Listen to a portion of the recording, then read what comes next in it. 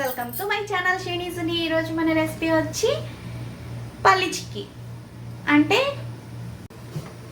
మనందరికీ ఇష్టమైన ఈ పల్లి చిక్కీని మనం ఈజీగా డెలిషియస్గా ఎలా ప్రిపేర్ చేయాలో చూద్దాం. ఫస్ట్ కడాయిని తీసుకొని స్టవ్ వెలిగించి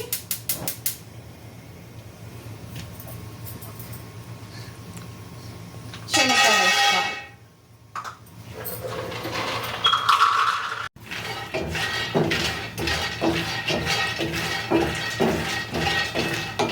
శనగకాయల్ని ఎప్పుడు కూడా మీడియం ఫ్లేమ్లో వేసి వేయించుకోవాలన్నమాట. అప్పుడైతేనే లోపల పైన మొత్తం ఇలా బాగా అవుతాయి అన్నమాట. ఇలా కాలుతున్నాయి, ఇలా పొట్టు తీస్తే లోపల కూడా వేగినట్లు అన్నమాట. పల్లి చెక్కి పర్ఫెక్ట్గా రావడానికి మెయిన్ ఏంటి అంటే ఈ శనగకాయలు వేపుకోవడమే అన్నమాట. ఈ శనగకాయల్ని కొంచెం ఓపికగా స్లోగా పెట్టి వేపుకోవాలి. అప్పుడైతే లోపల వరకు వేగుతుంది అన్నమాట. లేకపోతే పైన ఏమో మాడుతుంది, లోపలేమో వేగదన్నమాట. చూడండి, బాగా వేగిపోయాయి కదా.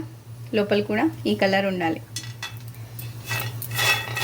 అప్పుడైతేనే మనకు పల్లీలు బాగా వేగినట్టు. అంతే, వేగిపోయే స్టవ్ ఆఫ్ చేసుకొని కొంచెం చల్లారిన తర్వాత ఇలా వీటికి ఉన్న పొట్టునంతా తీసేసుకోవాలన్నమాట. ఇలా అంటే వెళ్ళిపోతుంది బాగా వేగితే. లేకుంటే వేగలేదంటే ఇలా పొట్టు పోదన్నమాట సరిగ్గా.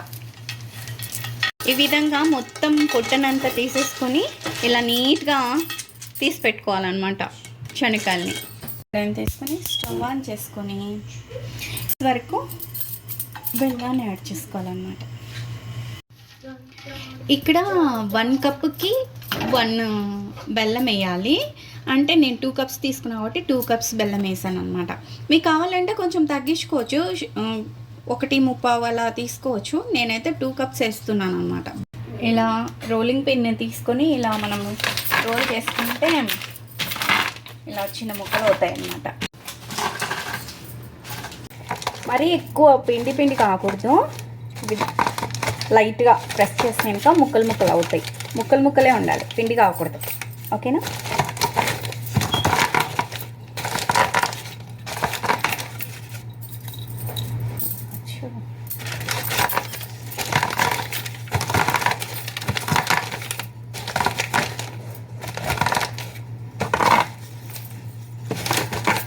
మరీ ఎక్కువ ప్రెషర్ పెట్టకూడదు అనమాట. ప్రెషర్ పెడితే పిండి అవుతుంది. పిండి కాకుండా లైట్గా అలా కొంచెం 1/2 కప్ వాటర్ని యాడ్ చేసుకోవాలన్నమాట. యాడ్ చేసుకోకుంటే కొంచెం మాడైనట్లుగా అలా ఉంటుంది. యాడ్ చేసుకుంటేనే బాగుంటుంది అనమాట. వాటర్ని యాడ్ చేసుకోకపోతే కొంచెం చేదులాగా వస్తుంది బర్ఫీ. సో కొంచెం వాటర్ని యాడ్ చేసుకొని, మరి ఎక్కువ వాటర్ని యాడ్ చేయటం వలన మనము పాకం అనేది కొంచెం లేట్గా వస్తుంది.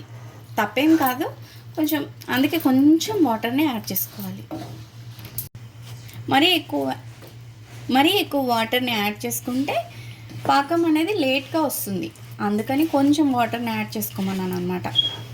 ఒకవేళ పొరపాటున కొంచెం ఎక్కువ వాటర్ పడినా కూడా ఏం అవ్వదు. ఇలా బెల్లం కరుగుతుంది అన్నమాట కొంచెం సేపటికి. ఆరెంజ్ చికెన్ మాత్రమే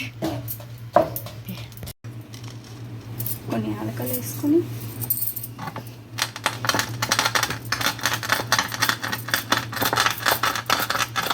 ఇలా చిత్త కొట్టుకుంటే అప్పటికప్పుడు ఫ్లేవర్ చాలా బాగుంటుంది అన్నమాట. మిక్సీలో వేసి బాటిల్ వేసి పెట్టుకుంటే ఇంకా అంత ఫ్లేవర్ ఉండదు. సో కాబట్టి నేను ఎప్పుడు కూడా ఇలానే ఫ్రెష్గా ఇలా చేసుకుంటాను అన్నమాట. ఇలా చిత్తకొట్టే వేసుకుంటాను.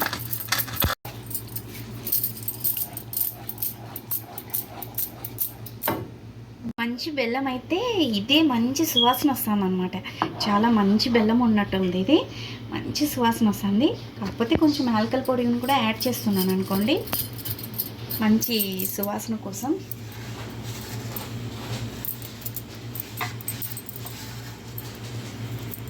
చాలా బాగుంటుంది. యాలకల పొడిని యాడ్ చేయటం వలన బర్ఫీ చాలా బాగుంటుంది. పాకం రావాలి. మనము మామూలుగా తెలుసు కదా, ఎవ్రీ 2 మినిట్స్కి ఒకసారి మనం చెక్ చేసుకుంటూ ఉండాలన్నమాట, వచ్చిందా లేదా అన్నట్టు. ఈ విధంగా చూడండి, ఇది ఇంకా రాలేదన్నమాట. ముదురు పాకం రావాల చెక్కీకంతా. అంటే ముదురు అంటే మరీ ఎక్కువ ముదురు అనమాట. ఇది లేత పాకం వచ్చింది ఇప్పుడు. సో ఇంకా కొంచెం సేపు పడుతుంది అన్నమాట. ఇలా కలుపుతూనే ఉండాలి, లేకపోతే మాడినట్లు అవుతుంది. అసలు వాటర్ అసలు లేకపోతే ఇంకా ఏం బాగోదు. కాబట్టి ఇప్పుడు పాకం అయిందో లేదో చెక్ చేద్దాం.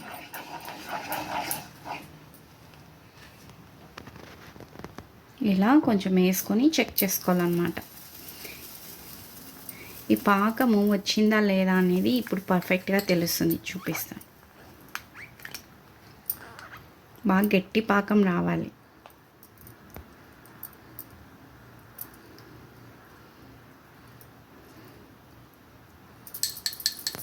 ఇలా టంగ్ టంగ్ టంగ్ అని సౌండ్ రావాలి.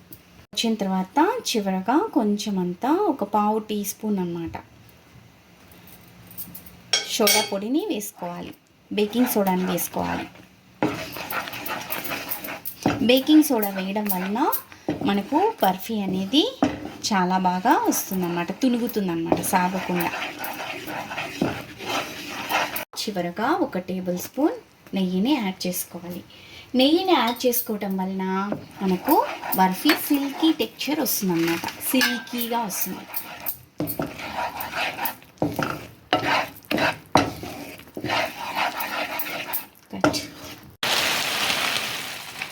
ఇప్పుడు మనము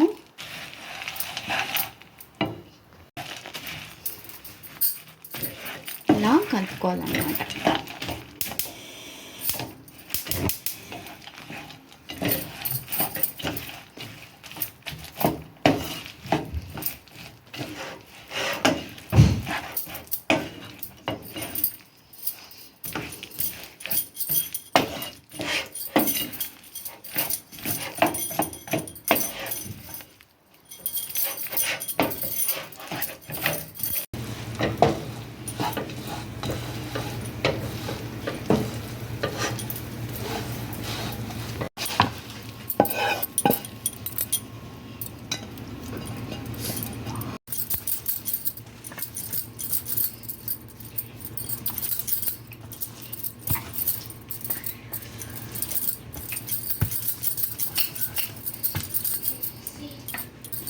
ఈ విధంగా వేసుకొని సెట్ చేసుకొని ఇలా రోలింగ్ పెన్తో ఇలా చేసుకోవాలన్నమాట.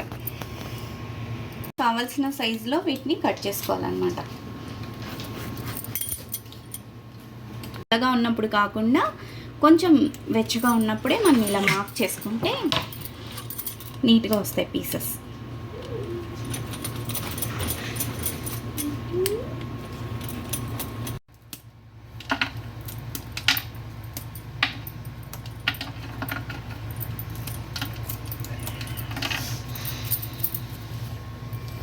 చూసారు కదా, పల్లి చెక్కిని చాలా ఈజీగా, టేస్టీగా, ఇంట్రెస్టింగ్గా చేశాను కదా. మీరు కూడా రెసిపీని ట్రై చేసి మీకు రెసిపీ ఎలా వచ్చిందని కమెంట్ సెక్షన్లో కమెంట్ చేయండి. Thanks for watching. అన్ని వీడియోస్ని చూస్తున్నారు కానీ ఎవరు సబ్స్క్రైబ్ చేయట్లేదు, లైక్ చేయట్లేదు.